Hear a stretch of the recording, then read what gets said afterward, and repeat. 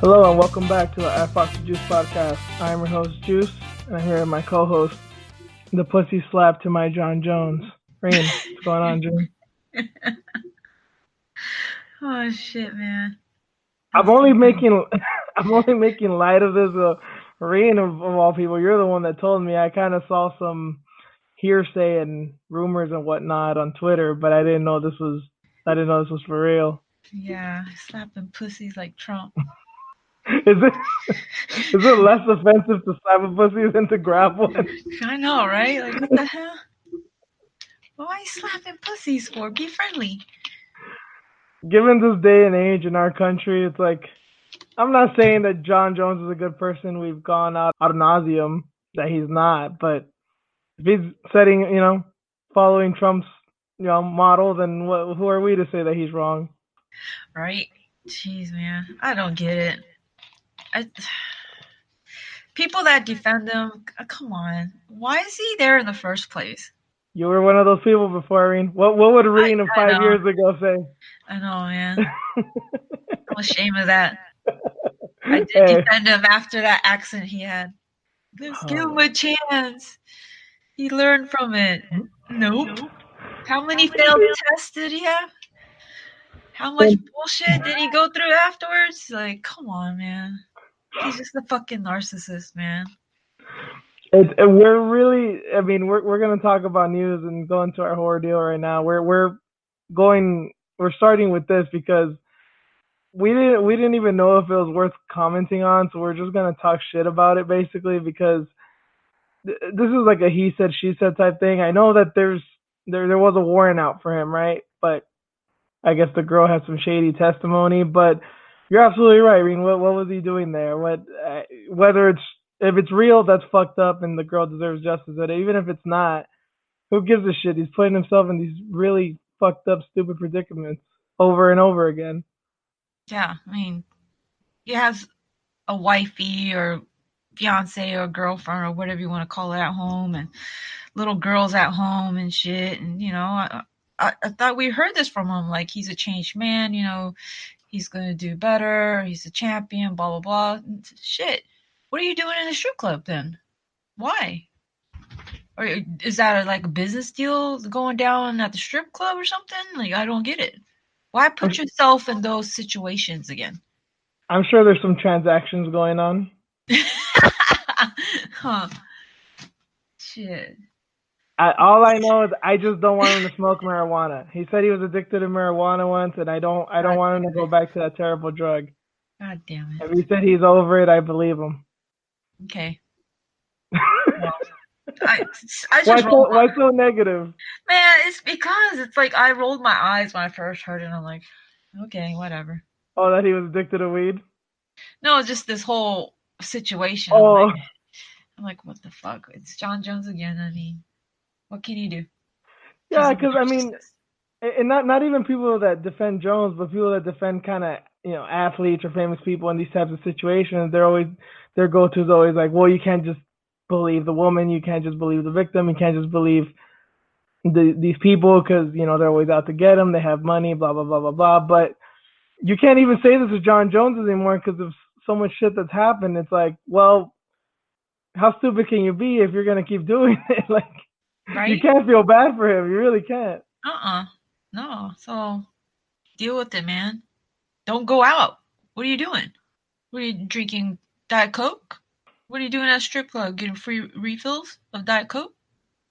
I mean, you gotta be drinking too, right? You gotta be doing some other shit. I thought you were gonna be clean. You ain't doing that kind of shit no more. I just hope if Jones is doing blow, I hope someone's fucked up enough to hide the cigarettes from him when he's all coked out of his mind. I've never done cocaine, but I hear that if you hide the cigarettes from people, it's not a cool move to do. Yeah, I don't get it, man. He has little girls at home, like. Yeah. Don't talk about them. You're ruining all the fun. Hey man, you know, before I had my kid, there was some shit that I used to do. I wasn't I can't even say it. I wasn't You a good weren't person. you You know what weren't I a mean? model. You weren't a model citizen. Yeah, like I wasn't, I did some shit too, but ever since I had my kid, I was like, I changed dramatically, straight up. Like if you know me, like you know, I completely changed for my kid. And some parents, they just never change. They're still the same person, and it just sucks for the kid, man. Like that time being at the strip club, that should be spent with your family. That should be spent with your children, your kids, because time is something that you can't get back. You know what I mean? And I'm sure that they would rather have daddy there anyways, quality time. Maybe, yeah, he went out at nighttime, they're sleeping or whatever, but still, come on, man, what are you doing? Be there for your kids. So whatever happens with this, man, I don't know. If it is true, if shit comes out, if there's video somewhere, what are we going to be looking at? Him going to jail? Him serving time? It's bad when even Dana, in any other situation with any other athlete in any other sport, you have to give the PC answer like, this is terrible. I hope it's not true. We're looking into it. Dana's like, he was basically again, Yeah. and yeah, I'm not surprised. And what do you want me to do? Like, he's just throwing his hands up in the air at this point. It's like, he's basically didn't he say something almost to the extent of like, the day that something bad doesn't happen to Jon Jones is like the day I'll be surprised or something. Yeah. He's like numb to all this shit now. It's goddamn terrible. Right? And you know Like, what? Not even to defend Dana, because that's still not a good move, but I do feel for him, man. I at least empathize with him. I'm like, yeah, man. I mean, you still got to deal with all this shit. Now, I'm not saying I'm not saying I feel bad for you, but I can at least empathize. Like, yeah, but when you're making all that money, who gives a shit, right? yeah, it's crazy. Yeah. We don't hear any talks about him trying to change that losing that fight he lost a no contest anymore. So maybe he gave up because he's just like, fuck it. It's not worth it for me, man. He's gonna keep doing whatever he wants to do, so it's not worth it for me. he does he doesn't earn that erase that eraser mark over his record. Yeah, it's like fuck it. You take an L at least. Like take this one at least. You keep on like slipping through and shit somehow. Something's gonna get he's gonna get caught up with something soon. Again, I feel like. If he I'm doesn't stop. I'm just gonna end this piece with this. I mean, like you said earlier, you've done stuff in your past that you're not proud of. We've all had probably a shady past, and I can agree with that to an extent as well.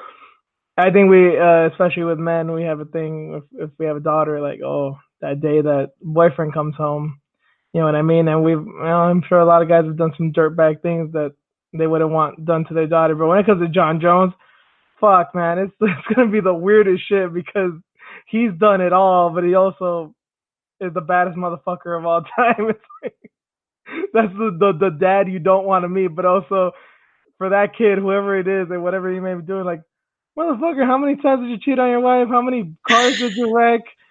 How many pregnant ladies did you fucking run into? How many? Jesus Christ, man.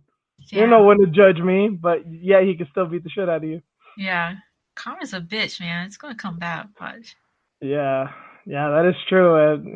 I've always been told that by my parents too. Whatever you do, your kids pay for it, and everything that I've experienced in my life and witnessed, it does seem like that is the case. But enough of that narcissist Jon Jones. We've already given him like a good 5 minutes, 10 minutes. Who the fuck knows? God We damn. gotta, we gotta make light of this situation because what else is there to do? We can't talk about it too seriously because we don't know. And yeah, I just brush over that real quick. But thank you guys for joining us. Thank you guys for joining us. We're gonna get into our usual stuff. We're gonna get into our review, our preview, matchups, fight announcements, news. You know the deal. So let's jump right into it. Let's get into our UFC rewind of UFC San Antonio. Technically, I'm gonna start this with tweet of the week because we're gonna talk about the Maya Modafferi fight. And I wanted to highlight this tweet. It's technically like 2-in-1. Mostly, I wanted to give a shout out to the Fighting with Myself podcast. It seems like a lot of people in the circle listen to that podcast as well as ours. So if you guys are fans, you know, if he brought you over and if we brought you over, that'd be pretty dope. But the original tweet was from the Fighting with Myself podcast. He said, "Want to know why Roxanne Modafferi is my favorite fighter? Then this episode is for you." And he went on about the link to the episode, and Roxanne quoted it. She listened to it and she said, thank you so much. What you said in the beginning of your podcast really meant a lot to me. I cried a bit. I'm facing some people telling me mean things right now. I'm already down on myself, but what you said reminded me of what's important. I appreciate it.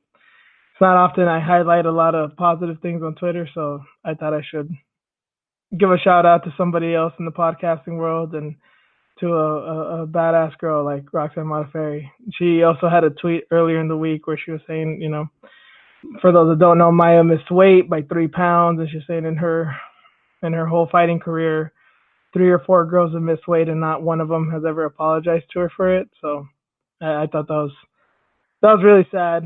It was a good performance by Maya, but I'm kind of in this weird juncture with her where I kind of don't count it. I kind of just count it like an exhibition match. Like it was a good fight. We saw some skills. Clearly she won, but I don't think it should do anything, especially in a positive way. And I don't think it should affect Roxy negatively. But from what you told me before the show, Irene, it looks like that's not how it went. Yeah, just looking at the rankings, and just looking at numbers, Maya moved from number 6 to number 4 with this win over Roxanne. And I don't think that's fair at all. Because Maya, I understand that she took this fight on short notice, but she still didn't complete her first task of her job, which is to make weight. I don't think that's fair at all. And then she also surpassed KGB, Andrea Lee in the rankings as well. And that girl's been on the terror, and she's made weight each time. She's done her job. And KGB has had her struggles with making weight as well. I mean, the whole reason of her, she got banned for a year, 9 months or a year because of a diuretic. So not a good move, but clearly she was struggling with the weight that she felt she needed to take a diuretic. But she's always gotten it done by hook or by crook, unfortunately. But yeah, and she got caught with that. Whatever, she did her time and she came back. But it seems like with this, where we rewarded Maya for missing weight. I don't think that's right at all. If a fighter cannot make weight, I don't think it's right to move that needle. Yeah, and well, like I said earlier, same thing with Roxy, right? She shouldn't be affected by this either, in a negative way either, because like it's hard. I understand. Like had she made weight, this would be one of the most impressive performances in a while, because I love Jennifer Maya, but kind of one of the reasons I love her is because her fights tend to be exciting because they're always close. And this is the first fight I've ever seen in a while where it wasn't close. It was clear she won every round. But given the weight, the weight disparity and whatnot, I feel like I couldn't give her too much credit. And I still wanted her to win, but I couldn't really root for her. Like had she lost, I wouldn't have been the least bit sad. Yeah, it didn't sit well with me. I'm like, what are we watching? Like, she's so huge. And she missed weight, and she didn't struggle as much. That's what it seemed like to me. Like, she was healthy, she was on point, she was good to go. She stuffed every takedown. Like, Roxanne could not get any takedowns at all, and she took a lot of damage. That's the part that sucks. Like, I was looking at her numbers overall too, because I get it. She wants to get in the inside and use her bread and butter and take girls down, and she takes a lot of damage doing so. So it's a good payoff if she does it, but she couldn't do it even once in this one. It's so bad. And I was just looking at all the overall numbers, all the strikes landed to the head. The Maya fight, the Antonita fight, the Eubanks fight. Like, she took a lot. So I hope with this, maybe she goes back to the drawing board and figures something else out because she's been in the game for a long time. I mean, I picked Maya, but Roxanne, I really love that girl. Like, I love watching her fight. She's been around for so long. She's a pioneer. Yeah. So just she's super smart too. Like, why take all that Yeah. damage? Yeah, well, that's what I was gonna say. Like, you gotta respect, especially a white girl, an American who went to Japan to, learn Japanese, and I think she's taught English over there. But still, Yes. obviously, she had to become fluent. She had to know the language quite a bit to teach it to other people.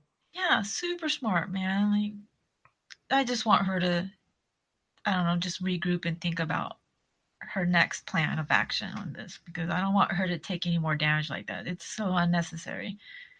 Yeah, I get you. Yeah, same, same. I'll just leave that. I'll just leave that there. Moving on to another fight. This is actually, I mean, if I knew what had happened, if I knew that Maya was gonna miss weight, I would have been like, all right, let Maya take the L and give it to Aldana. But unfortunately, Maya won and Aldana lost. It was a split decision, which I thought was weird because I thought it was pretty clear that Pennington won. I don't know if anybody online or any fans really thought that Aldana won. I guess she had her moments. It was hard to judge at points, but I was never really in doubt as to who won. I thought Rocky dominated from what I watched because, I mean, Aldana missed a lot of shots. Yeah, she was. I felt, to be honest, I wasn't that surprised that I wasn't that surprised she got a scorecard because she was being quote unquote active, but she did miss a lot. And Pennington wasn't that active, but when she threw, she hit and she hit hard. Especially with her kicks. She had some good body kicks, but her low kicks were like thudding. They were kind of hard to watch actually. But the third round was a weird one with the grappling exchanges. Alana, I feel kind of went like she kind of marked out. She kind of went Ronda Rousey. Ronda Rousey, she knocked one girl out and thought she's invincible and could knock every girl out. I think she submitted Betch and thought that she's an ace jujitsu player. And no offense, like anyone that listens to this knows that I do give Betch her props, but yeah, I mean, I don't know. I don't know if she just really wanted to show something off. If she was just that confident with it, but she gave away that last round, and Yeah, big time. She kept yeah, attacking the leg over and over. I'm like, when are you going to change your strategy? Like, I mean, Rocky was sitting on her chest at one point and just throwing hammer fists. Like, that was weird. change your strategy, girl. Like, you can't attack her leg anymore. It's done. It's over with. She's eating it. I mean, whatever pain she's dealing with you attacking her leg, she doesn't fucking care. Yeah, it was a good move when they first got to the floor because I thought she was going to use it to sweep or to get up, but she just kept going over and over. And at that point, it's like, well, you're trying to engage, and in that case, it's not really a good move with Rocky because even if she's not this like high level black belt, she's very aware on the ground. So it's not like you have a easy win coming down on the floor. You're really gonna have to work for it. And given that you were losing, not the smartest decision. Yeah, and Rocky almost submitted her. Yeah. Like bad move, man. So yeah, whoever gave Aldana that scorecard, whoever that judge was, it is the same one, right? That gave it to Hernandez. I don't know. I mean, well, technically, two judges gave it to Hernandez, and we're going to talk about that up next. That's well, good segue. I'll just end it with Alana. Like, she just really needs to rethink her game plan, just work on her fight IQ, and good for Pennington. She really needed a win, and she looked impressive in this one. So, good for Pennington, and then we'll just go back to the drawing board for Aldana. She can come back from this too. But yeah, you said it. The Hernandez win. Alexander Hernandez beat Francisco Trinaldo in a. I mean, I think a lot of people throw the word robbery around these days, but this is the first fight in a while that I could say like that was probably a legit robbery. I kind of give props to Hernandez because he said, well, it could have gone either way, which it's kind of a roundabout way of saying like I kind of know I lost, but at least he wasn't one of these guys that, oh yeah, I dominated every second of that fight type people. Ben Askren fucking not wanting to take a rematch because he got away with a sneaky win type shit. Oh yeah. But yeah, it reminded me a lot of the Jose Aldo Frankie Edgar rematch. Frankie was very active and moving forward and trying to do something, and Aldo was evading. He was elusive, and he would land the counters when they mattered at the most important points. And that's what it seemed like with Hernandez was kind of kicking, backing away, and tried to come forward here and there. And every time he came forward, Trinaldo made him pay. It wasn't a high output fight, especially from Trinaldo, but it was effective. And I think that's what it was. I think Hernandez Holly Holm imitation impressed the judges because he looked active, but he missed so much. And I mean, it was obvious that the Cerrone loss got to him.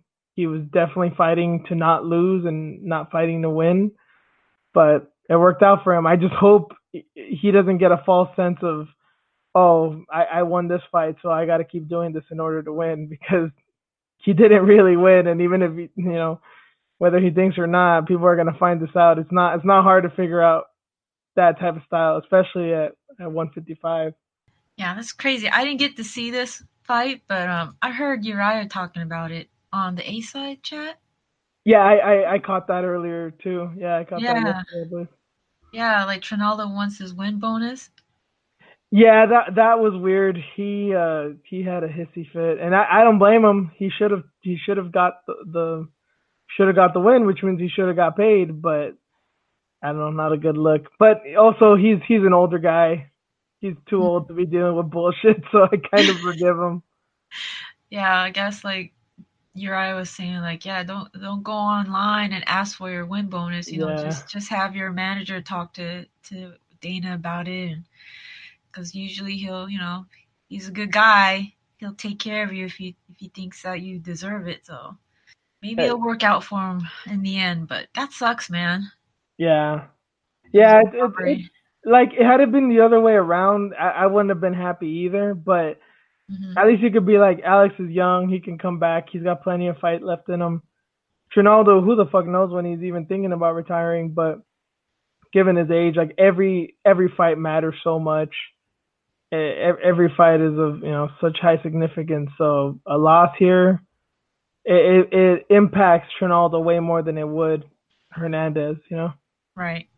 Hmm Moving on, James Vick got knocked the fuck out by Dan Hooker. Man, I it was weird. Is from the reaction that I saw online and in the well, even in the arena, which is weird because they were in Texas. I don't know if people really like Dan Hooker, or they really hate James Vick, or a combination of both. Because people were ecstatic for this. Yeah, that's why I'm laughing because I didn't see it on Saturday. I did watch it today, and I felt bad after watching it because I was one of those people. I was like, oh yeah, James Vick got knocked out. Cool, man. You know, like. Oh, and not I'm not taking the moral high ground. I was one of those people too.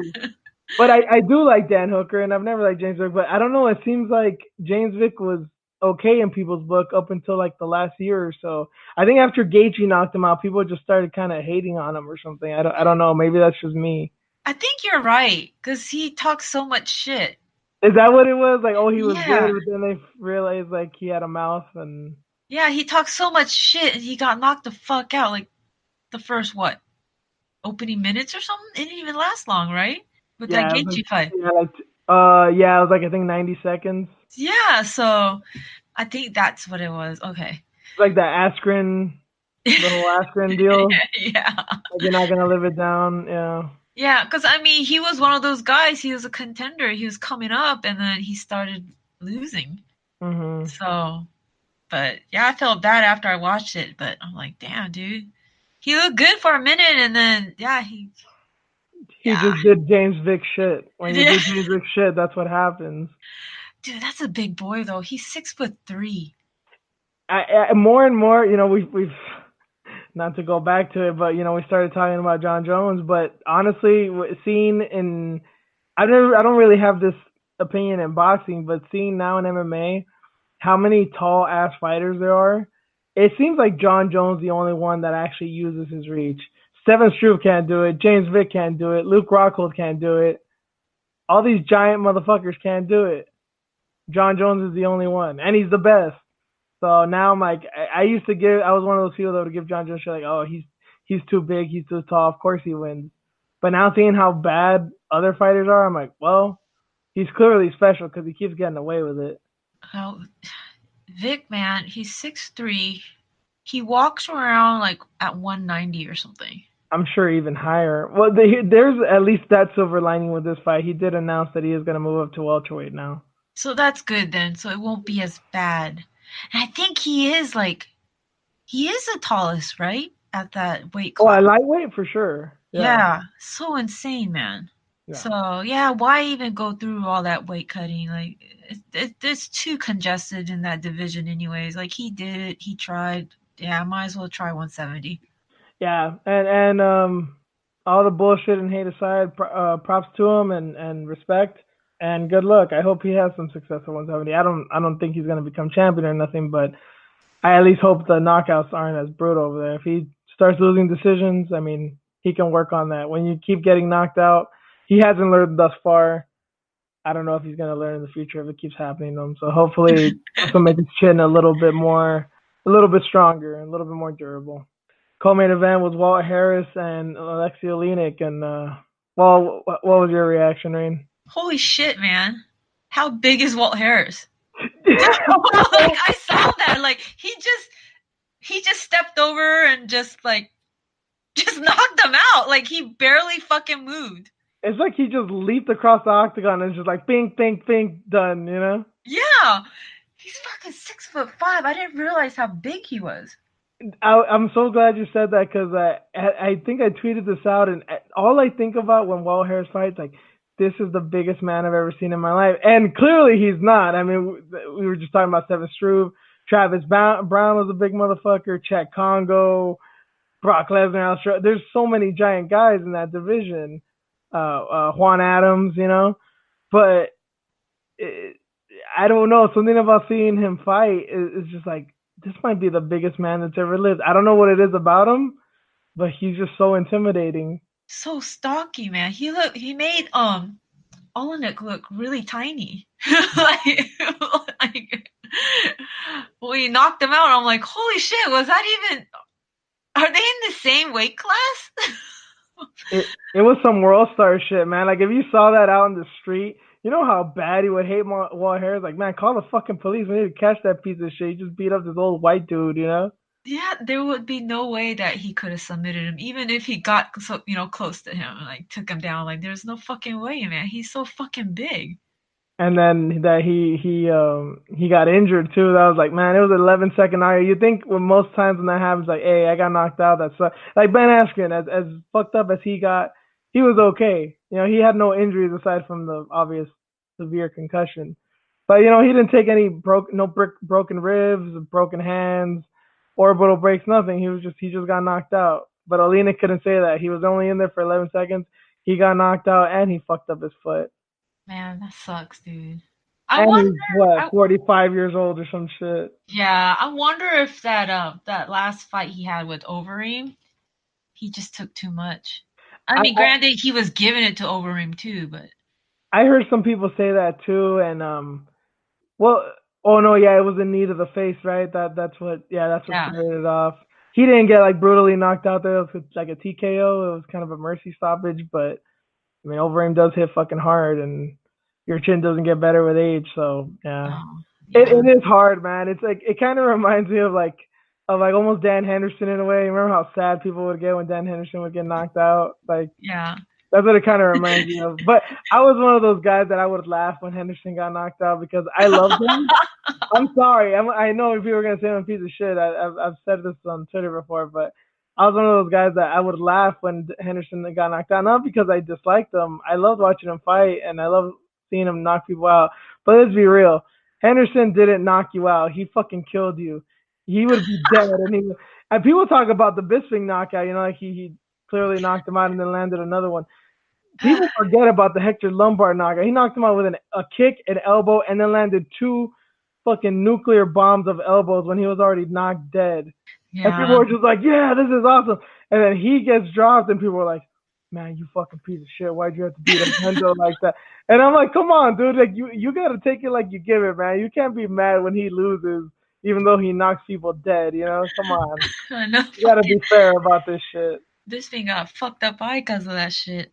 God damn. Well, he says it was Vitor that did that to him, but Oh I yeah. remember when that first happened. I thought it happened in training that he got hurt while training, and that was like also a big story because like Bisping never pulled out a fight. It's like damn, if Bisping pulled out of a fight, it must be serious. And I guess that's when it.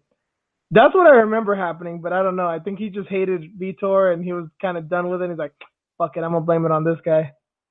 Oh man. Gotta blame it on the brown guy. Huh. That shit's funny, man. Yeah. Actually, I totally I overlooked the whole Greg Hardy Juan Adams thing, but Greg Hardy won, so fuck him. We're just gonna move right past that. Man, I saw that. Man, that's all I gotta say. Juan Adams, he fucked up. He let us all down, man. I'm not gonna talk shit about him because he's still a way better guy than Greg, but he fucked up, man. I don't know what he was thinking. Why shoot, man? Like, why do that? Like, I will say this, Why feel shoot like on a football player? You don't shoot on a football player. I feel like that fight could have gone on for another 4 minutes of him just grabbing that single leg and Hardy just hitting him. It could have been stopped at 4 minutes 59 seconds of the first round. He would have got up like, the fuck, man, like I was going for a takedown, you know, like he didn't get it. He didn't get it. I didn't understand that. Like, was that part of the game plan? Like, you do realize he used to play with Dallas Cowboys. Yeah.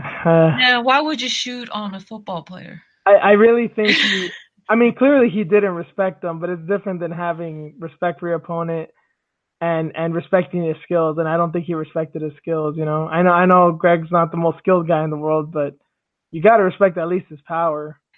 Dude, seriously, like that's a big boy to take down, dude.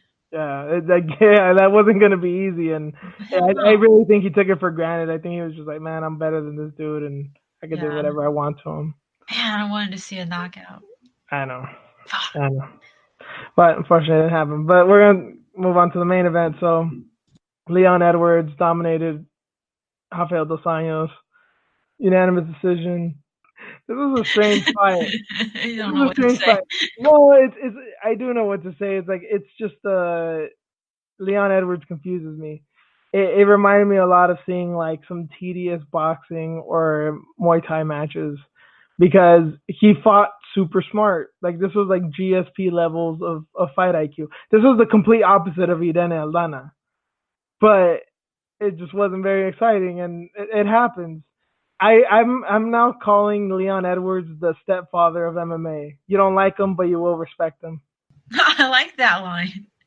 And like even I know there's people that just don't like his personality, and people laugh at him because of the Jorge Masvidal thing, and I know there's the critique that he's boring, and it's a fair critique, but you gotta admire the dude's intelligence, especially that he's.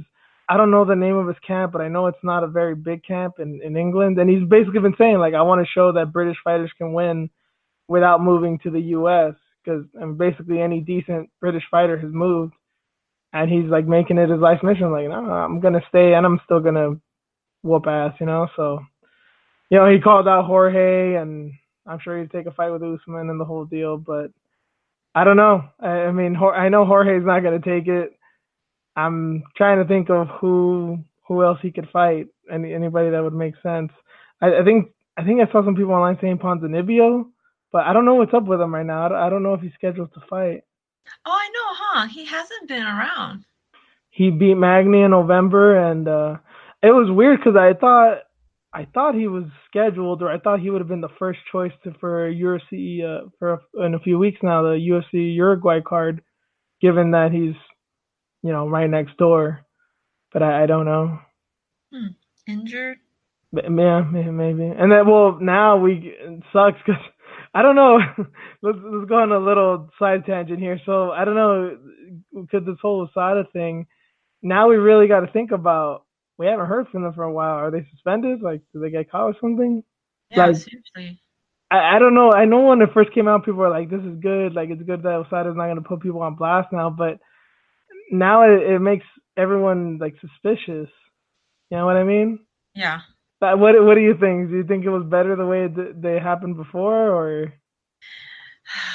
I mean, USADA, the whole thing is kind of fucked up. I'm not saying it's good either way, but if Yeah. we're gonna do it, like, what do you think? Was it better? Looking at all the stuff now, do you think it was better before? No. I mean, because some people, they're just like, oh, yeah, look at them. Of course they're on it. And then you find out, like, True. that Yoel is a perfect example. Yeah, and he was innocent, Yeah. as And, $27 million will prove. right? Finally, it's like, yeah, he's been vindicated after all this time. So, yeah, putting them on blast like that, no, it's just, it just fucks everything up. And Yeah. then like Sean O'Malley, he still hasn't fought. And then remember that pulsing thing happened to him too. And it Right. doesn't seem like anybody's hating on him either. Like I still don't really like Sean O'Malley, but even me, I'm not be like, oh, that guy's a fucking steroid user. Like I don't know. I guess because he came out and like, oh yeah, well, I had a I had a failed drug test. And then Neil Magny too. Like I don't know. I don't look at him any differently. So yeah, maybe it is better. It's just people are gonna speculate when people are out a little too long, you know. Since we're on that Wasada thing, did you hear what Uriah said about TJ? He wants him to take a lie detector test. No, I didn't hear that. You know what? When I was hearing the live chat, I was kind of like in and out of the room, so there was a few minutes here and there that I didn't catch. I remember him saying like something like, "Oh, I'd want to fight Cejudo over TJ because I know Cejudo's clean," type thing. But I mean, the hell, he's a champion, of course. But no, I didn't hear that. Yeah, But come on, that's what Jon Jones did too. Remember, like, oh, I took a lie detector test. You gotta believe me. And I was like, get the fuck out of here. well, he was like asked like, who should this person fight, and when it came to TJ, he's like, I want him to fight a lie detector test. I'm like, shit. Uriah, dude, he was under your gym for years. You know what's going on. I'm Don't like, fucking front. oh my god. I'm sorry, Irene. I'm not trying to put you on blast. I know No, you're it's all in cool. gym and stuff, but It's come all on, you gotta know. You gotta know. right. You gotta know something. I know. Like fucking Uriah's coming to the gym on July 30th. I'm not gonna be there. Oh shit. Uriah, I got Irene's address. You meet her at her house. You know about this. God Nah, damn no, I actually don't. it. But yeah, that does it for the rewind. We're gonna get into the preview of UFC 240. We're gonna start with some flyweight action. Alexander Pantoja versus Davison Figueiredo. I remember when this fight was first announced, Reen. I told you, and you were like, "It's good, but I don't give a shit because it's fucking division." We're almost at the end of July now, and it seems like it is staying, and it seems like Dana might keep his word. So now that we have a little bit more certainty, now Yeah, that what do you think? yeah. 15 fighters. There's 15 ranked fighters now. Yeah, It's crazy. it's not understaffed. Ugh, I, I like it. It's cool. I like this fight a lot. They're 3 and 4, I believe. Pantoja's number 3 and Figueiredo's number 4. So this is like Yeah, basically like a number 2 contenders match. yeah. It's nuts. I have my pick for Pantoja. Like it was hard. Oh, this is gonna be a crazy fight. Figueiredo is such a fucking weird ass dude. He's such an animal. People have called him mini Romero, It's and it's yeah. a it's a good comparison. And it's hard to bet against a guy like that. But then we saw Oh, what Jussier did to him.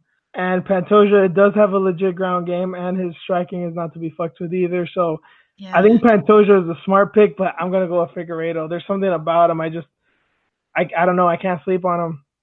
There's something about him with that type of power and that type of weird, that weird style that he has. That's like you can't really prepare for that. So Oh, it's gonna be fun. yeah, yeah. Yeah, Figueiredo for me. So, all right, we have some dissension there. So you're going with Pantoja. Yeah. But I think either way, I mean, as I said, Pantoja is obviously, I think, the more skilled fighter. But I think this is one of those coin flip type fights. Yeah, definitely. Next up, this is another fight on the prelims. These are supposed to be on ESPN last I checked. Hopefully, it's not one of those basketball games that fucks everything up. But yeah, Pantoja Figueiredo, that's on ESPN, and then this is the ESPN quote unquote headliner. Alexis Davis and Vivian Araujo. If y'all don't remember, Vivian Araujo was the girl that stepped up on like days' notice to fight Talita Bernardo in Brazil. She was a strawweight, barely made bantamweight, and knocked the fuck out of her. Bernardo was also a pretty big bantamweight, and I'm sure she cut a considerable amount of weight, and she fucking flattened her and put a clinic on her. Alexis Davis, veteran, also in that Roxy camp. She's also a pioneer, and she's fighting in her backyard in Canada. I don't know, Reen, is she still with CSA? Have you kept up with this? Do you know? Yeah, she's still with CSA. She's still there. All right. Yeah, it's tough, man, because I picked Vivi. Well, man, I mean, I actually had no idea about all that. That's why I asked you about CSA. But I mean, if anyone could prepare for a legit striker like Araujo, I think CSA is the gym to do it. And Yeah. you know what? I don't know. Maybe I'm just trying to be a contrarian here, or I really do like Araujo. I really do, and I really think she's next. But Alexis Davis is the kind of fighter that can fuck prospects up. It seems like prospects always have this fight early in their career. They take a big step up, and it's usually like an older grappler, and they kind of school them. Either they get caught, they do like a stupid mistake on the ground, and they get choked out, or they hadn't really prepared for the grappling and the wrestling too much, and then they ended up getting dominated or getting submitted. And Alexa seems like the right girl for the job. I know it's a long shot, but I'm gonna go with Davis. She also seems to do pretty well in Canada too. She kind of rises up to the occasion, and I think it's been a while since she's fought there. So I'm not surprised if Araujo wins, but I'm kind of going with Davis for the upset here. Yeah, it's gonna be interesting. Because, dude, Alexis Davis is ranked number 7, and if Vivian gets it done, she's gonna be right there. Yeah, and I gotta give more props to Vivian, not just for her debut. She was, as I said, she was a strawweight, went up to bantamweight and knocked the bantamweight out, and she's dropping down to flyweight. That's such a smart move because there's so many fighters who, what we were talking about earlier with James Vick, he's been killing himself at 155 for years. For what? Obviously it caught up to him, and the success hasn't been good. But I don't know if this was a thing of her trainers, managers. Whoever got in here, or if it was her own choice to go up to flyweight, it was a super smart move. Win or lose, it was the right move, and I hope she sees things, and I hope she performs well. Whether she wins or loses, I hope she performs well on Saturday and realizes that this is the weight class for her, because I don't see why it wouldn't be. She's clearly she has to be a big straw weight and clearly undersized at bantamweight, but can still win there. So I think this was the right career move for her. Moving on up to the main card. So there's the pay-per-view portion. Third fight from the top. Middle fight of the card. Nico Price versus Jeff Neal. If you guys aren't psyched for this, I know this isn't the greatest card on paper. I mean, we just covered 2 prelim fights, and we only got 2 more fights to go. I know this isn't the greatest card on paper, but if you're not that psyched for either the main or co-main, and I think you should be. I think those are good fights. But for whatever reason you're not psyched, this is a really, really good reason to get the card. Because this fight should be this should be a bloodbath. Oh my god, I was thinking the same thing. Like, I'd rather watch this one. I'm sorry for saying this. I'm more excited about this one than the co and the main, honestly.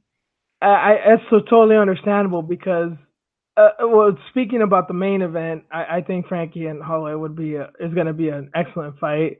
It's just a thing of you kind of know how it might end to most people. But this one, I don't know. I love Jeff Neal, and I think he's somebody. I think he's going to be somebody. I think he is somebody. I think he might be a future champion. I don't necessarily get that feeling from Nico Price, but he is such a devastating. I can't even call him a striker. I mean, the fact that he knocked out Randy Brown from the bottom, obviously he's very intuitive, crazy, creative. And then that knockout of Tim Means, I mean, this guy is just all violence, and you can't count people like that out. Dude, it's crazy. Neal's the same way. But Neil's technical, and like Yeah. I mean, I'm just gonna say it. I favor Neil. I think he can get it done. But if he gets fucking starched, I'm not even gonna be a little bit surprised. Ooh, it's gonna be crazy. Who do you got? I have Neil down. Neil. Okay, so It could go we're either way though. yeah, Yeah, I'm really excited about this one. I can't wait to watch this one. yeah, Sorry, Cohen main event. yeah. Let's get straight into it. So your girl, Rain Cyborg, in co-main event fighting Canada's girl next door, Felicia Spencer. Yeah, I know. I was saying in the past, like, let's not overlook, Felicia Spencer and whatnot. But I watched like all of the embedded, whatever they had up so far, and she's cute, man. She's a little girl, right? She's so young. She's like so starstruck with everybody, like Frankie Edgar and even Chris. I don't feel like she's really taking this all seriously. Or maybe she's just that person. Like that's her personality, but I don't know. I feel Yeah, like she's gonna get knocked out because it's just she's fighting a legend. That's what she said. I'm fighting a legend, and I've been looking forward to this for so long. But just the way she's been like acting, it just seems like she's not really taking it all serious. At yeah, least in my opinion, yeah, what I yeah. observed. She strikes me as the uber nice stereotypical Canadian, which I mean, there's nothing wrong with. I really do think I think she's Canadian Holly Holm. I really do. She's just a brunette, you know, a Yeah. brunette Holly Holm. But I don't know. I saw this thing. I didn't read it all, but I kind of skimmed through it, and she was saying that like there was like some kind of beef or some kind of she was mad at Cyborg because of the Nunes fight. What? Yeah, Really? because remember that no, not that she lost or whatever. Remember that they were saying like a month ago that they were gonna reschedule the fight that it was gonna be Nunes versus Cyborg at Oh, 40, yeah. Yeah, and yeah. that she was saying that she felt like disrespected because Cyborg knows that that wasn't happening, that she was lying about it, or she said she at least give her props for this. She said, "Oh, Cyborg or whoever's running her account was tweeting about that, that I don't bring in enough money and that they're taking Nunes because that's the money fight or whatever, and that she was upset about that. But I mean, I guess as upset as Canadians can get, I assume. Oh, okay, because I didn't know about that. It didn't seem like it. Just watching her on embedded. Maybe this So. was I didn't see the date on it. It was maybe like a few days ago, and then obviously that doesn't mean they interviewed her recently. That could have been from a month or two or a couple of weeks ago. Mhm. So I don't know, but yeah, I get you. She doesn't have that twinkle in her eye, I mean, maybe it's a different kind of twinkle. Maybe it's like a little kid, Yeah.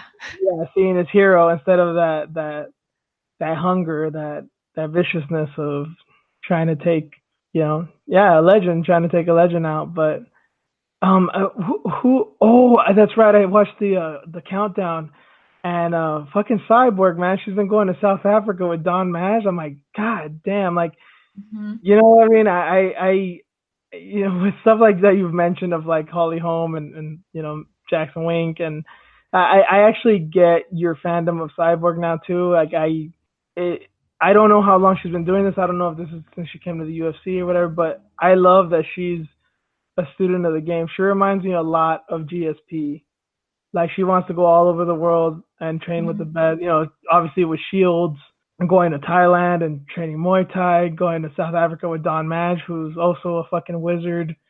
Yeah. Like, she does everything in the upper game, and I gotta give her that respect.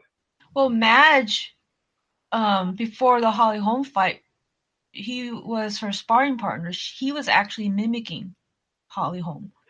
Yeah, I think they showed clips of that in Yeah. the yeah. So he's been around for a while. So he's come here, and then yeah, she's been going there frequently. So yeah, she's been doing that for a while, going to Africa. And also, it just made me such a giant fan of Don Madge because it's like, damn, if she's going to you, like, Hmm. I don't. It has to be for a reason. Clearly, you're skilled, and I've seen his UFC fight. Like he's a monster. But yeah, if he's that good of a coach as well, then there's probably something there. Yep, he's Yeah, awesome. Yeah, it made me a bigger fan of his too. But yeah, so Cyborg by default Yeah, first round. for Sean. Hopefully, maybe she'll stretch it out. I don't know, because she has a lot of fans in Canada, I and mean, I she could see loves to give Spencer. people a show, huh? I could see Spencer doing that desperate single leg, holding on, clinching for dear life type thing. Hmm. It, people forget too that is she still a brown belt Cyborg or is she a black belt now? She's still a brown.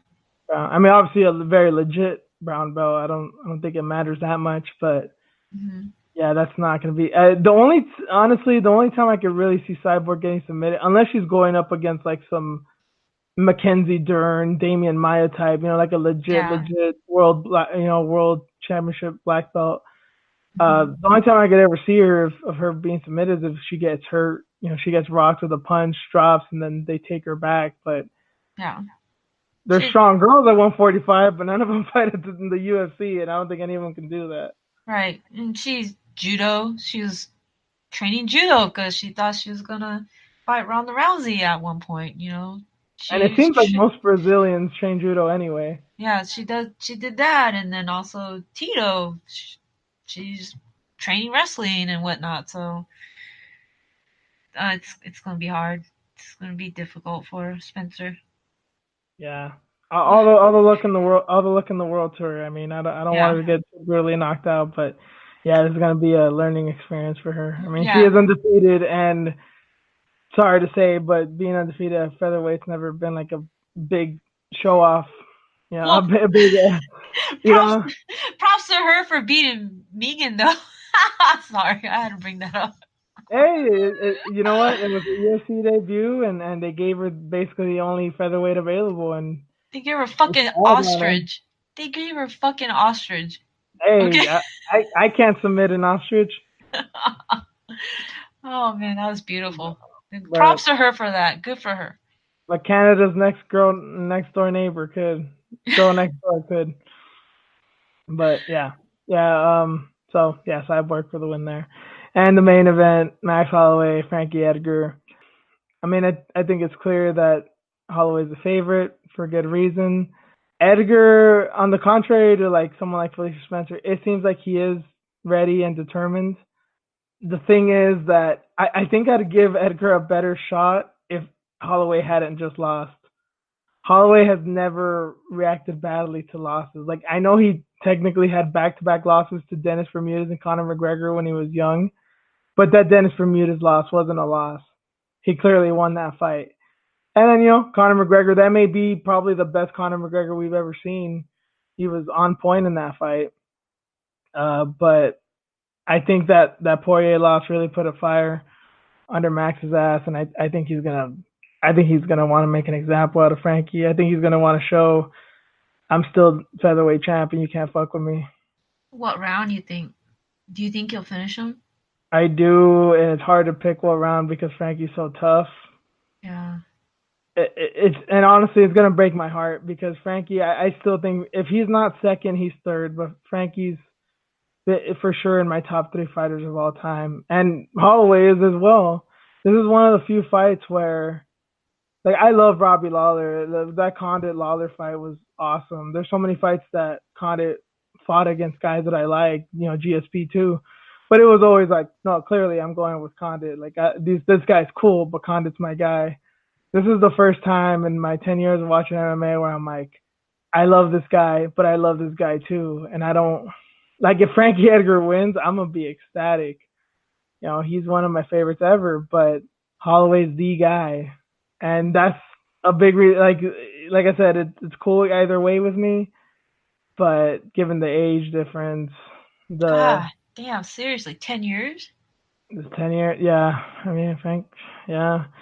And then, but then also that makes me root for Frankie because it's like, come on, dude, like you're getting that old man strength. And plus, he's got like 18 kids, so part of me feels like he could be, well, he's Italian. I guess they're pretty close to Mexicans in one way or another. But I'm like, damn, dude, how do you do it? I know, man. Just watching that face off, I'm like, oh my god, that But fucking height difference. That's usually what it's like with Frankie, you know? Like, it doesn't even phase me anymore, but yeah, Holloway is a big boy. Yeah. It's just, I mean, when they first announced it, I was like, oh, okay. Yeah, I guess I'll watch it. And then when they did the face off, I'm like, oh, shit, man. I don't know if I can watch this now.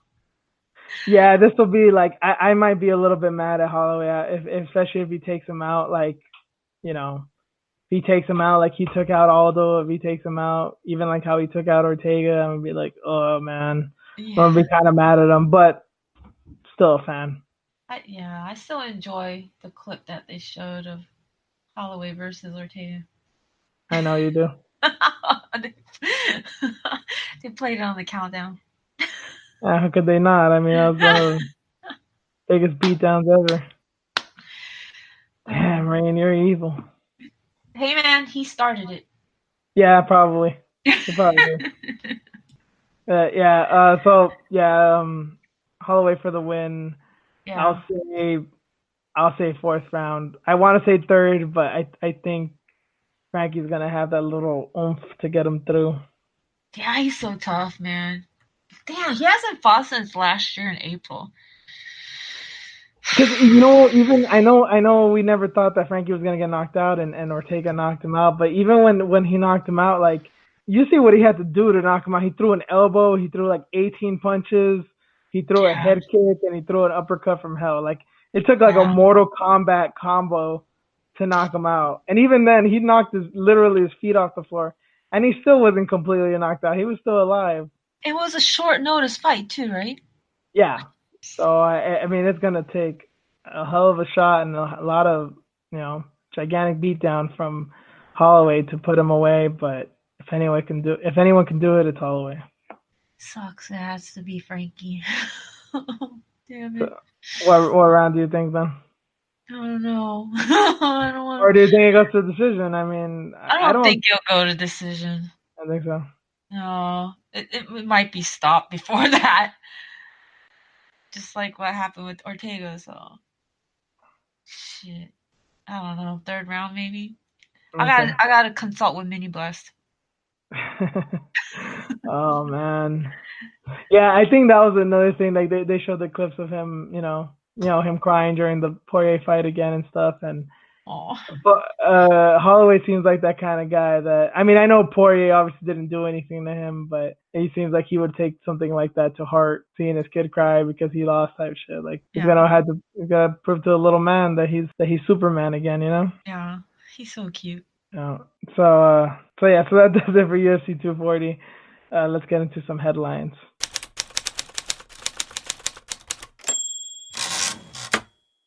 Brendan Loughnane is heading to PFL. For those that don't remember, he's the guy that got screwed over on Dana White's Contender Series. A big reason of why I'm not even watching the show anymore because I didn't even watch the fight, but I saw enough to show that he was very skilled and one takedown fucked it up for him because Dana just wants blood and guts. But he's going to PFL, and I hope he wins, man. He wins, he's gonna win $1 million, and yeah, this obviously he couldn't make this in the UFC, and who knows if Dana would have ever signed him because he seemed to have something against him for that takedown. So good for him. I hope he makes his money, and I hope he becomes a star. Dude, so I have a question about PFL. They do this competition thing, right? Every year? Yeah, it's like a season. Yep. So he has to wait until the following season to fight for that $1 million? Well, I think they're gonna give him like just a regular fight because it's not all their fights are tournament style. Okay. Some of them are just regular ass fights, and they just pay the guys whatever they want. Yeah, I would assume unless someone gets hurt and they want to sub him in, but I wouldn't think that's fair because it's like he hasn't even fought here yet. I don't think they'd do that. I think that'd be a little too far. Gotcha. Okay. Yeah, but yeah, that is a good point. I hadn't thought about that. So I'm sure he'll get a fight or two during the year, Mhm. and then yeah, come whenever April, May, whenever the next season rolls around next year, I'm sure he'll be in the tournament. So Gotcha. Okay. so That yeah, works out overall then. yeah, yeah, definitely a good move on his part. And in other non-MMA, well, non-UFC related news, another prospect. Well, I don't know if we can call him a prospect, but obviously, uh, beloved fighter Nick Newell. He got a one-fight Bellator deal. He's gonna fight Corey Browning at Bellator 225. It's happening August 24th. And I don't know if is it his hometown arena of well, it's in Connecticut. I know he's from the Northeast over there, but obviously in the area of where he's from. I think it's his hometown because he said that his house is like 10 minutes away, and Oh, he okay. drove by that arena almost every day from like work or whatnot. Mm-hmm. And yeah, he was thinking like, wow, it would be awesome to fight there one day. And now Yeah, he gets this opportunity, so good for him. Even if it's yeah, a one fight deal, it's like, hey, there you go. You got you got this opportunity now. yeah. And I know, I don't know. Looking at it on paper, you can say like kind of a dick move that they would only sign him to one fight. But he's up there in age too. Maybe all he wants is to be on a big show. And who knows, maybe he might retire after this, or maybe if he looks really good, they'll, obviously extend his contract, or maybe they'll say, hey, maybe this is the fight you needed, and if you want to go to the UFC, we can do that for you too. Because Scott Coker's not opposed to that. He's done it in the past before, so I think this is probably the perfect thing to do for him. And Nick Newell's awesome, man. I don't get why anybody wouldn't like him. So props to him. Next headline.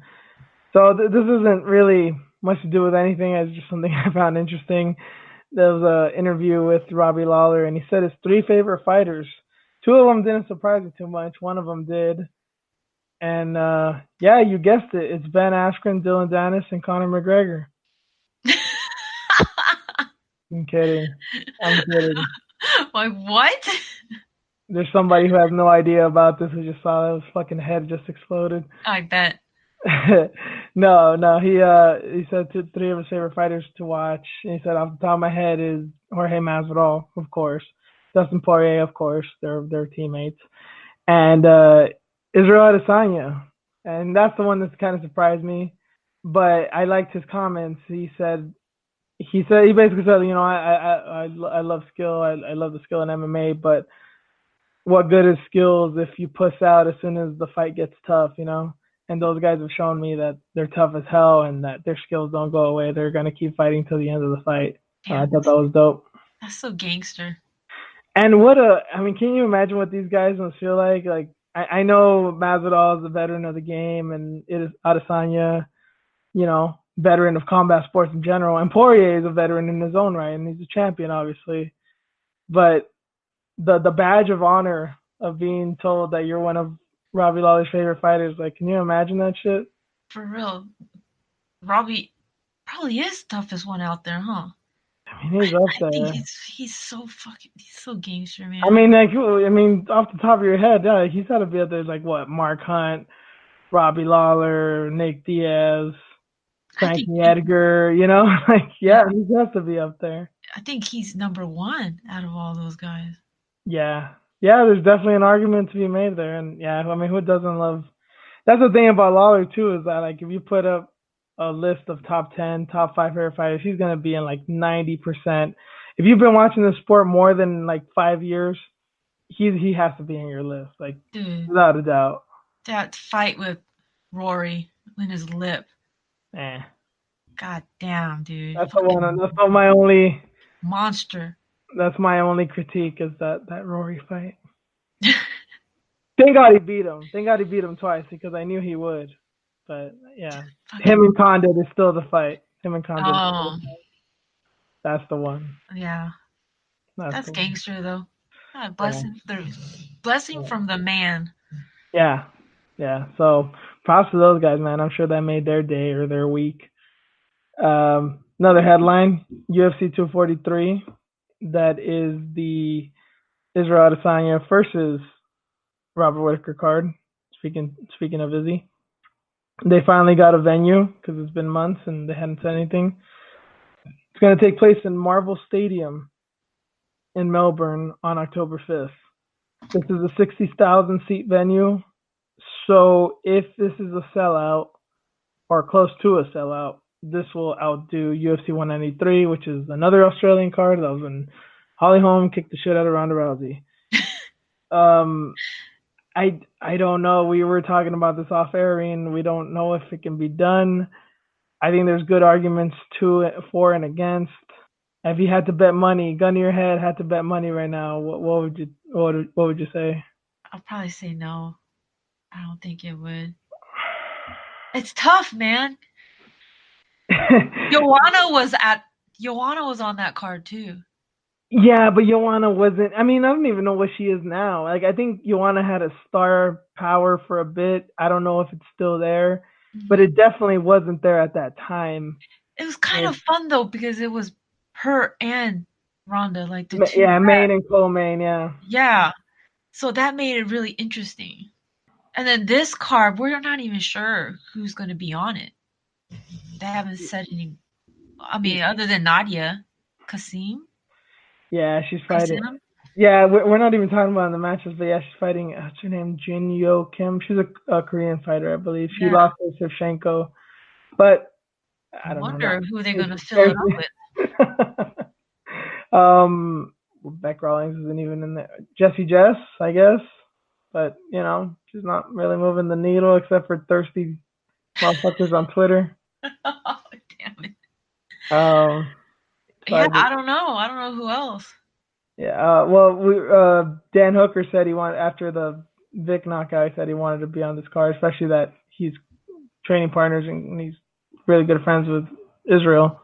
Yeah. And it seemed like Ally Quinta was interested. I guess that could be a decent co-main. It's just nothing that gets your dick hard, and Whitaker pulled out that last time, so I wonder if people would have like hesitation about going to that fight, going to this one now. I understand this, and I know this isn't. I'm saying this from a nefarious standpoint of like to pressure, but it's times like this that I really wish UFC Primetime was still a thing. This is the perfect fight to do on UFC Primetime. They need to hype the fuck out of this fight. They need to hype this up as much as Conor and Aldo. They need to hype this up as much as, the Anderson Silva, Chris Weidman rematch. I know this isn't like star power shit, but it's like you got to give Whitaker that respect already. And then you got to see what a star you could have in Adesanya. And to just given the climate, the environment, to have it in a stadium in Australia, how rabid those fans are going to be. Like, you got to sell this as an event. You can't just sell. Obviously, Izzy's been trying to talk shit to Whitaker, and I don't know. I'm not exactly a fan of what Izzy's been doing as far as promoting the fight, but I get he's trying. But it can't be about that. That would be nice if it was genuine, but it can't be about that. They need to make this about the fight. The same way that when we think about Ferguson and Khabib, they don't like each other, but it's like they respect the shit out of each other. And yeah, they've said some shit here and there, but we're not watching that fight because they've said some shit. We watching that fight because we know this is for the best lightweight, not just right now, but maybe ever. And I think you need to put that type of stature to this fight. They need to make this an event. Yeah, I think you're right. That would be dope if they did. And like the promotion. Like they gave up on UFC Primetime after the Weidman Anderson rematch. They just said it was too much money. So this was not like an Endeavor thing. Obviously, this was when Zuffa was still in it. And I know Endeavor's trying to go public, and there's still debt and all this there, and Conor's not back, and there's the ESPN Plus deal. I don't know how profitable it is, but you got to take a chance, man. You got to take a chance. And if you keep going with the safe bets of Khabib and Jon Jones and Holly Holm and, well, I can't say Nunes because I still don't think they've given her a shot, but these fighters that are proven to move the needle a little bit, like if you don't take a chance on this one, you're going to miss out on so much money. Yeah. There's no reason, even a casual fight can. Hardcores are going to love this fight, but even a casual fan, like if you see highlights of Whitaker and Adesanya, you're going to be like, damn, I want to watch that. Yeah. Just tell their story, where they came from, highlight their culture. That would be kind of dope, man. Yeah, imagine seeing, and obviously we've seen like little Instagram videos of Adesanya going back to Nigeria. Like, yeah, have him talk about his family, about show the little village that he was from. With Whitaker, how much Australians love him, the wars he's been through with Romero. Have him like interview Jacare and Romero and these guys that he's fought, of like how fucking tough he is and why he's so difficult to fight. Like, I can think of so many scenarios, and I don't know if it's just because like I'm fangirling out over this fight, but I just think there's a lot of potential there. Yeah, I think you're right. Oh man, they need to do something like that. That'd be dope. Seeing all of Izzy's highlights from Glory and his Muay Thai career, like, Yep. if you Yeah. think he's spectacular in MMA, like, wait till you see his kickboxing shit. And this fight is basically gonna be a kickboxing match. Like, that's what's so dope about it. Like, you can't say the whole "oh, this is MMA" thing. Like, no, because this is gonna be a kickboxing match. That's exactly what could happen. Damn. October 6th, right? Well, I think it's 6th in Australian time, but 5th in ours. Ours. Okay. Yeah, Dude, you gotta yeah, hurry because up. they're a day ahead. Yeah, yeah. Yeah, I can't wait. Can't wait. Next up, leading into the matchups, last headline: Dominic Reyes is fighting Chris Weidman. Weidman has moved up to 205, and that's going to headline UFC Boston, happening on October 18th. Um, I Sorry. haven't kept up. I haven't kept up with this Twitter shit. I don't know what they've been saying. I don't really care. I just think it's a good fight. And I think it's kind of hard to pick a winner. Honestly, I'll give Weidman that much respect for this one. Weidman's gonna humble Reyes. That's what he said. Eh, I know. I mean, So those are big words. Like, I still think Reyes is promising. I know people didn't like the Ozdemir fight. I do kind of think that he won. I'm not mad about that decision, but I mean, Weidman obviously can. He still has his wrestling. He still could cause problems, and I know he's coming off a layoff. But given that it was a brutal knockout that he just suffered, it's probably for the best. Going up in a way. I mean, he's been killing himself doing 185 for a while, so good for him to move up. I, I, I'm giving him his praise, but it's Weidman. I still got to get a fucking little jab in there. I can't believe they're having this fight in Boston of all places. They're having a New Yorker headline a Boston card, and when I first saw the announcement, I didn't know where it was taking place. I'm like, oh, let me guess, this is a New York card. Stunned to see it was in Boston. And I'll just say I wouldn't be surprised if he pulls out, because if it's not in New York, he doesn't seem to give a fuck about where he's fighting, especially if it's goddamn LA. I'm not fucking letting it go, Weidman. that shit's funny. Twice, motherfucker. Twice in 2 years. You don't give a fuck about LA. I don't give a fuck about you. Yeah, I don't Two know. headlining fights. I don't know. All that shit talking that Luke did. Look what happened with him. So Well, it's been a while since Wyman fought too. So I don't know. We'll see what happens, man. did Weidman start it? No, not really. Like, I guess Reyes was saying, yeah, I want to get that title shot with Jones, but Yeah. Wyman said, like, did you forget you had a controversial split decision win on your last fight? You think you deserve a title shot? And about taking my head, I look forward to making you humble. So they're like going back and forth, and So it's kind of just like gamesmanship. It's just kind of like, I think I'm better than you type shit. yeah. So That's cool. I'm all right with that, because like, that to me, that's not even really trash talk. It's just guys yeah, trying to fuck with one another. yeah, they're hyping up the fight, I guess. Yeah, But man, it's been a while for Wyman, and then now he's going to move up. So I don't know, man. We'll see. for sure. It's just Wyman, man. It's just so sketch now. Yeah, you can say that again. Yeah, Yeah. I'll agree there. But that does it for the headlines. Let's get straight into the matchup segment. First up, Miles Jury. This news came out earlier in the week that he was signed to Bellator. I think it came out last week, actually, but he was signed to Bellator, and he got a fight. He's gonna fight Ben Henderson. It's a headlining fight for Bellator 227. It's one of those weird deals where it's like a double headliner is happening in Dublin. It's similar to that Mousasi Lovato fight, but yeah, it's scheduled for them to be the headliners. And I think this is an excellent fight.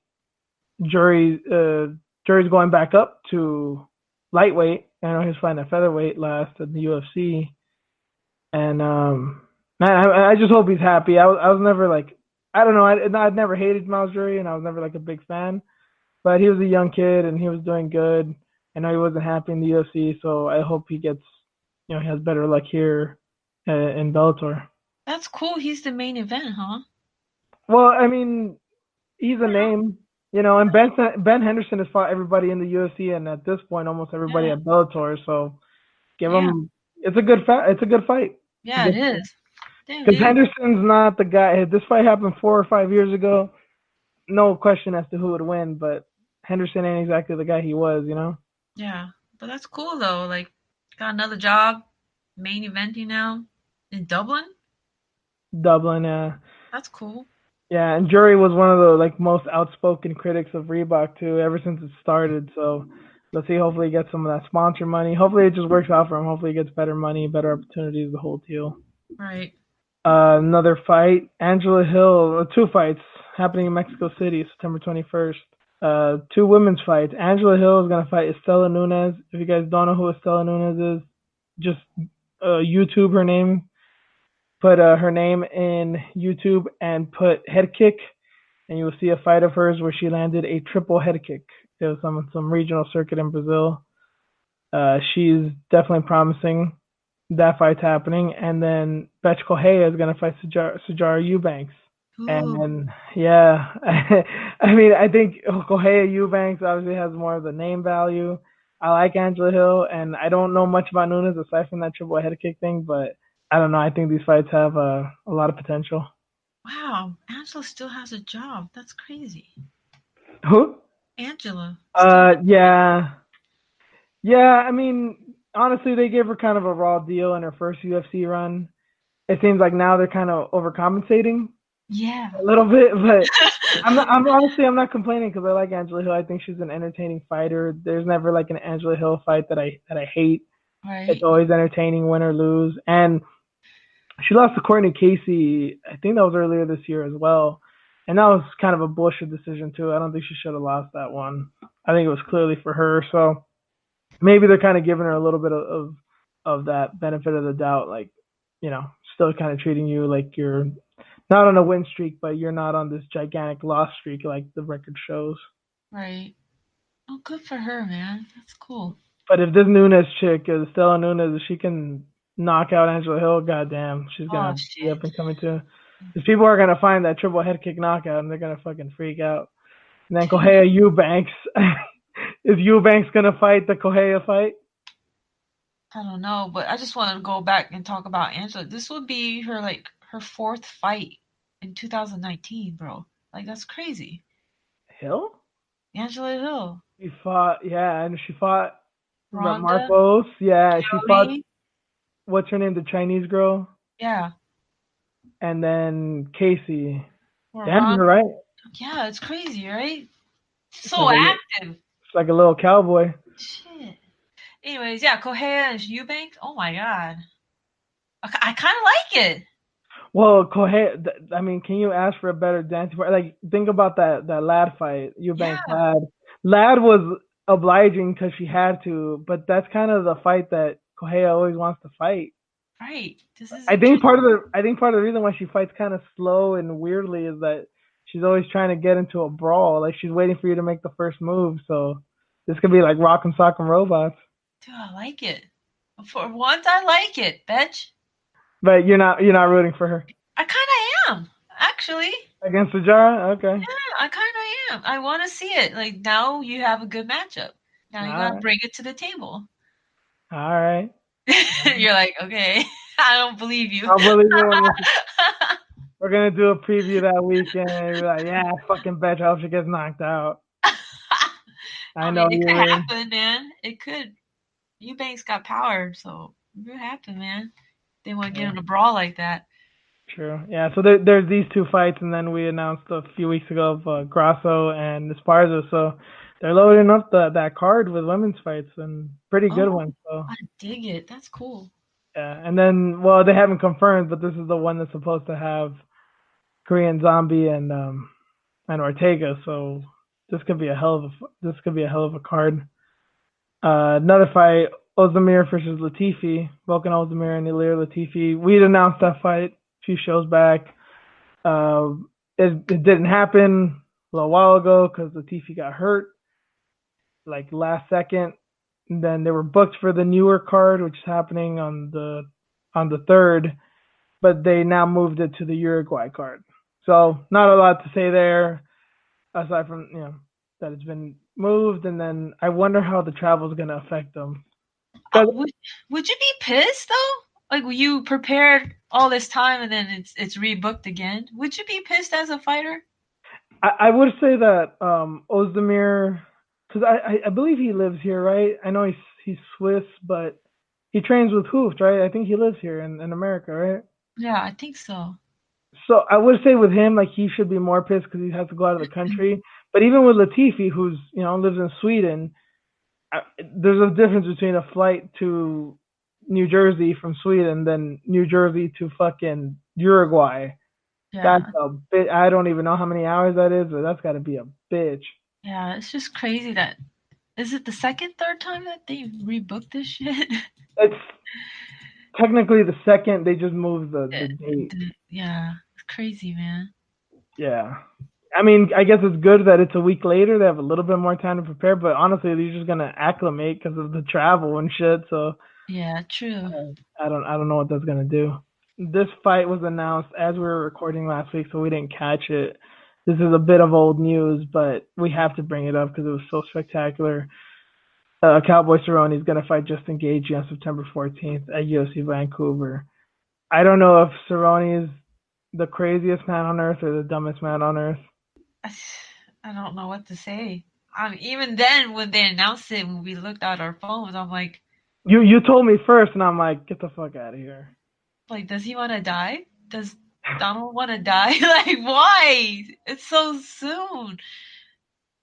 And I mean, if you had to say who's the craziest motherfucker in lightweight, the answer is either Cowboy or Gagey. There's no other question. There's no other answer. And he's taking both of them back to Yeah, back. crazy white boys, man. Fucking Cerrone. I mean, I don't know. I really don't see how Cowboy wins this fight. I don't either, dude. Especially with how hard Gagey hits. Not just the fact that the knockout is a possibility, but if he fucks up that eye again. I know that was like a broken nose and it swelled, but point being, that was a lot of damage to his face, and then it seems like the face is kind of delicate, like it doesn't heal that quickly. So He doesn't know how to take a break, man. Crazy. Just I know people keep talking about Dad Cerrone and stuff, but it's like you think just the fact of him being a dad, like dude, you can take a break now. You have a kid, you have a reason to like rest for a second. right, seriously. Like, I hope they're paying both of them well. Well, there was that post, and we were almost going to talk about it last week. It was a little bit before we recorded. He posted that on Instagram, like, oh, a good friend reached out to me and said, let's make some money.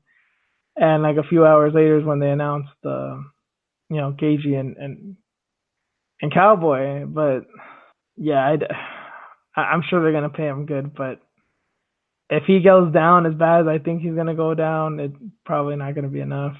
I'll watch it, but I Oh, wonder. I wonder how long it'll last. it's a good question. It's a good question. I mean, I'll give Cowboy the chance, I guess, because of his submissions. I mean, if Gagey does something stupid, he could get caught. But I mean, he doesn't even go to the ground. He's still a ridiculous wrestler. It's not like it's easy to take him down. So yeah, it's just gonna be fun. This is another fight of the year candidate. So we'll be eagerly awaiting. And then there's a report. There's no date. There's no confirmation. This is just hearsay, and I'm conflicted. I'm I'll just say it. So they're trying to get Damian Maia versus Ben Askren done. Once Ben Askren's suspension is up, which is in 2 months, which ain't shit. He's still not gonna be okay by the time. I know it's good if this is the fight that happens. Good thing that Maia's not a knockout puncher, that he's not an excellent striker, but I still have concerns.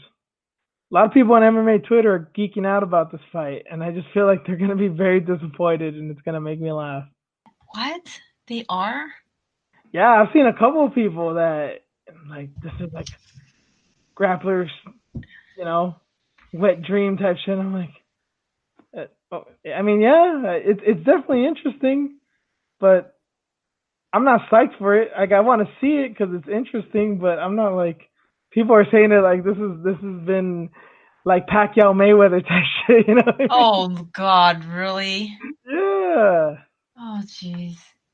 I I don't I don't get it. And you love Maya, and well, you did love Askren, and then Jorge showed you who he was. I mean, I don't get it. Like what if okay, so let's say Askren does beat Maya. Then what? Does his stock go up? Yeah, that's the biggest problem I have with this fight. I don't get what it does. I mean, for Maya, I guess it could be good if he, especially if he like submits to Askren, he could become like a maybe like a top 5 fighter, top 8 fighter, top 10 fighter. Who knows? But what he's gonna really beat Usman? That already happened. You know, we've seen how Yeah. that fight. And then even if Usman's not champ, what? I mean, I guess technically he beat Masvidal, but is he gonna beat this Masvidal? And even if it's not Masvidal, what? Covington? He lost to Covington. Or what? He's really gonna beat Robbie Lawler? You know, it's like he's not that top 5 guy anymore. And this win can. I mean, obviously it'll be good for him, but it's not gonna end well because of what might happen, unless he just wants to retire afterwards, which wouldn't be a bad move. And then for Askren, if he beats Maya, yeah, what does it do for him? He beat like the number 12 guy or whatever. I don't get it. It And does. you know if Askren wins, it's not going to be impressive unless by some miracle he submits him, which would Yeah. be, come on, son. I yeah. That's a tough test, man. I mean, yeah. There's no way Would he would can you win. be proud of yourself if you beat Maya at his age? I, I won't demean Maya like that. I still think a win over him is impressive. Obviously, you said like Lyman Good and was it Rocco Martin? They couldn't beat him. They're younger, talented guys. I mean, it I'm still not means trying to something to be demean mine. him, but like it's just what's been going on with Askren. Like it really does nothing. He talked all that shit about the Robbie win. He talked all that shit about the Masvidal fight, and look what happened. And then you're gonna go out and beat if you do beat Maya. Yeah, he's a vet. Check out his age. Like, are you really gonna be proud of yourself? I think I'm sorry. I think Askren would because he'd be like, "Hey, I dominate," especially if he wins, you know. And of course, in the lead up, he's gonna say something very similar. Hey, I'm gonna dominate the most respected black belt in MMA.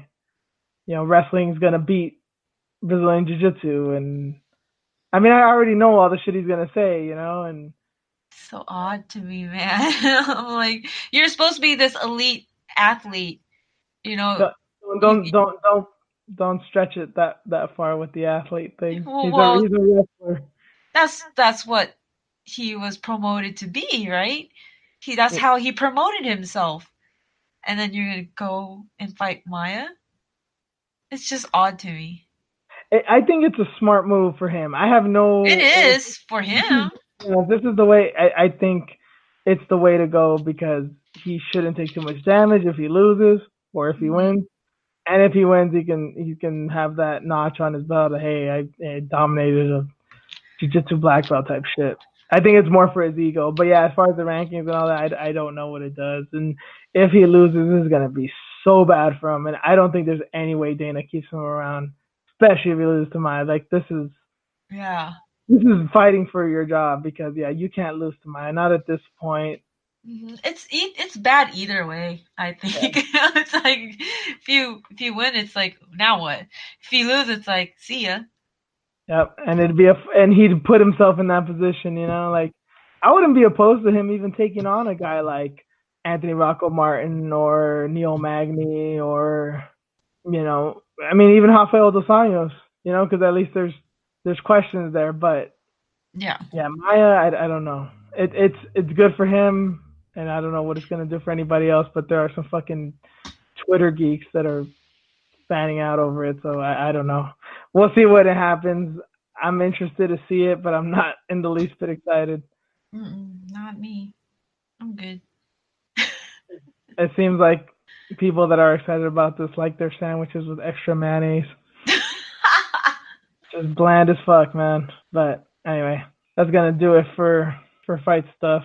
Well, we're gonna get into our news story, and it is technically fight related. So let's just get into it. Let's get into our news story. Russian rehab center is forcing drug addicts and alcoholics to fight. So this is by our boy Kareem Zidane, who most of MMA Twitter should love, does love. At least I think, I hope. Dude, risk his life for us. And he wrote about this thing about this club, this rehab center in Siberia that is I guess as punishment when the people act up, they have them fight. I guess it isn't a ring, so it's somewhat sanctioned, but it's. I know this is usually a funny story, and it is funny in the way that like it's absurd, but it's also kind of fucked up. What do you think, Rain? I kind of like it though. It is fucked up. Yeah, you're right. But at the same time, it's like, I mean, what can you do? Given some of the shit that they do in Russia, especially with like, I mean, Fedor got in trouble. He got his. Those who don't know, Fedor had his daughter beaten by some Russian goons because he said he didn't agree with Ramzan Kadyrov's fighting of children. So I mean, there's crazier shit that they do in Russia. I mean, I'm glad that they're at least adults. I don't laugh about addiction. I don't think it's like a good thing, but I don't think we should abuse people like this. But I mean, it'll definitely keep you in line. Yeah. What is fucked up is that they don't attend to them. They don't nurse their injuries. They don't. You know, they're really doing it almost like out of pleasure. That's what bothers me about it. But yeah, in the beginning it was like straight up Fight Club shit, like straight from the film. Yeah. I mean, they were promised that they would get treatment. So, yeah, it's kind of fucked up that, they were waiting for that. And Yeah. then come to find out, it's like, no, man, you gonna be fighting. Yeah, I don't know. It's one of these things of it kind of brings up a bigger question, I guess, to me. Like, I'm not in favor of the drug war here in America. I think it's ridiculous and it hurts more than it helps. But I also know people that have gone to jail, whether it's a day, 2 days, a month, a year, or more, and it fixed them. It helped them. And I'm not saying I condone this at all, but there are certain people in this world that shit like this helps them. So if anything good comes of it, I hope people get sober out of this. But I have my doubts. Yeah, I think that's what I was saying earlier too. Like, if this is like their rock bottom point of the drugs and the alcohol, this is like the last stand, then hopefully it works out. Like, this is it. Maybe they did treatment before. Maybe the family tried everything before. And this is it now, where we're at this point now. Either get your shit together or that's it. And to be fair, also these people do need help. This isn't a thing of like here in the states where, oh my son does cocaine every once in a while and I'm scared for his life. Like no, the reports here say that a lot of these people drink up to 125 liters of alcohol per year per person. That is insane. Don't you get like alcohol poisoning? I I, mean, well, god they're damn. Russian. They're just made of other. They're Oh made of yeah, something else. that's true. So they definitely need help, and they're definitely killing themselves and hurting themselves. The one thing I do just get worried about is that, especially given that these people are in a dark place, probably have some really fucked up thoughts. They can get out of this. They can get out of this rehab eventually, and they'll just have less fear. They'll probably start mugging people now that they're not scared to fight. Because the vast majority of people are scared to fight. I think even Russians are scared to fight at times. So they can probably come out, get back on drugs, and they'll start mugging people because they're forced to fight when they were in rehab. Yeah, that could. It's a That could happen. possibility. I know I'm stretching it a little bit. I don't know. I don't know what it's like over there.